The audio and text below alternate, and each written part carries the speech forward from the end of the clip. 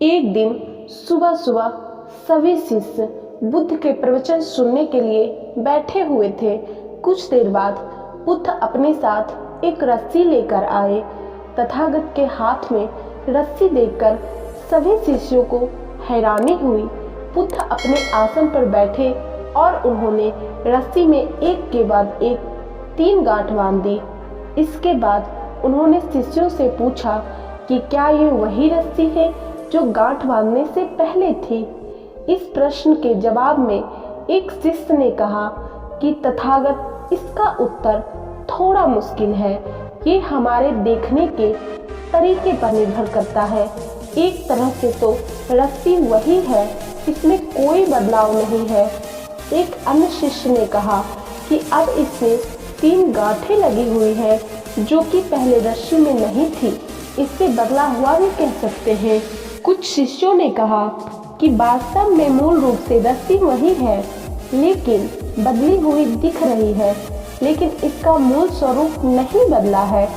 शिष्यों की बात सुनकर बुद्ध ने कहा कि आप सभी सही बोल रहे हैं, अब मैं इन गांठों को खोल देता हूँ। ये बोलकर बुद्ध रस्सी के दोनों सिरों को खींचने लगे। बुद्ध ने पूछा, क्या इस प्रकार रस्सी की गांठें खुल जाएगी? सभी शिष्यों ने कहा कि नहीं, ऐसा करने से तो गांठें और ज़्यादा कस जाएगी, इन्हें खोलना और मुश्किल हो जाएगा। बुद्ध ने कहा, ठीक है, अब एक अंतिम प्रश्न, इन गांठों को खोलने के लिए हमें क्या करना होगा? शिष्यों ने कहा, हमें इन गांठों को ध्यान से देखना होगा, जिससे हम जान सके कि इन्हें कैसे लगाया गया है।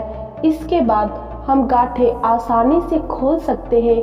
बुद्ध इस जवाब से संतुष्ट हो गए और उन्होंने कहा कि ये सही बात है। हम परेशानियों में फंसे रहते हैं और बिना कारण जाने ही उसका हल खोजने लगते हैं, जबकि हमें पहले समस्याओं के मूल को समझना चाहिए।